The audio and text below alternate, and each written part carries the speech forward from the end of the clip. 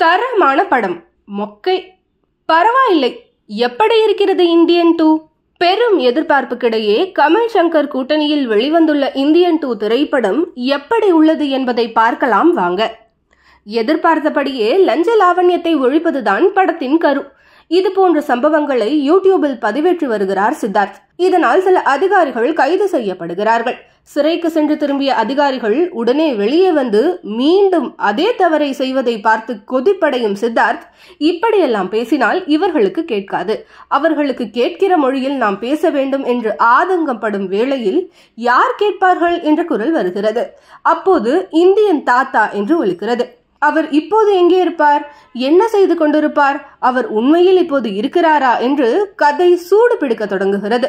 சித்தார்த்தும் அவரது நண்பர்களும் இந்தியன் தாத்தாவை வரவைக்க எடுக்கும் முயற்சி, அவர் எப்படி இந்தியா வந்தார், ஊழல் செய்த அதிகாரிகளை என்ன செய்தார் என்று கதை எதிர்பார்ப்புடன் நகர்ந்து செல்கிறது. இந்தியன் படத்தில் இருந்த அதே பிரம்மாண்டத்தை கொண்டு வந்துள்ளார் சங்கர். ஆனால் திரைக்கதையில் ஒப்பிடும்போது ஆங்காங்கே தடுமாற்றம் தருகிறது. ஆனால் இவற்றையெல்லாம் சங்கரின் மேஜிக் காப்பாற்றி விடுகிறது. சோசியல் மீடியாவின் தாக்கம் அதிகமாக உள்ள தற்போதைய சூழலில் அதன் துணை கொண்டே நாட்டில் நடக்கும் பெரிய ஊழல்களுக்கு எல்லாம் சிறிய அளவில் லஞ்சம் பெறும் அதிகாரிகளே காரணம் என கூறியிருப்பது ரசிக்க வைக்கிறது. ரத்தம் சிந்தி பெற்ற சுதந்திரம் இப்படி லஞ்சம் மற்றும் ஊழலில் திளைக்கிறதே என்று வேதனைப்படும் காட்சி நம் முன்னோர்களின் தியாகத்தை நினைக்க வைக்கிறது. அதேபோல் பெரிய ஊழல் முதலைகளுக்கு தன் பாணியில் பதில் சொல்வது ரசிகர்கள் கவனத்தை சிதறாமல் பார்த்துக் கொள்கிறது. ஆனால் வர்மக்கலை காட்சிகள் முந்தைய சங்கர் படங்களான ஐ அந்நியன் படங்கள் நினைவுக்கு வருவதை தவிர்க்க முடியவில்லை. கமல் தனது நடிப்பின் மூலம் மொத்த படத்தையும் தாங்கி செல்கிறார். அதிலும் அவரின் சிம்ம குரல் வேற லெவல்.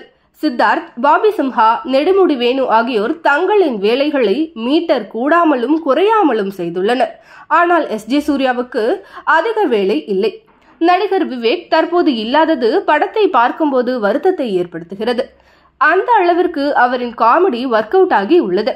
அனிருத்தின் பின்னணி இசை கதைக்கு வலு சேர்க்கிறது. சண்டை காட்சிகளில் பிரம்மாண்டம் தெரிகிறது. எடிட்டிங் விறுவிறுப்பை கூட்டுகிறது. இறுதியாக இந்தியன் தாத்தாவை ஏன் ஊரை விட்டு துரத்தி அடிக்கிறார்கள்? இறுதியாக இந்தியன் 3 ட்ரெய்லரை போடும்போது ரசிகர்களின் விசில் சத்தம் பறக்கிறது.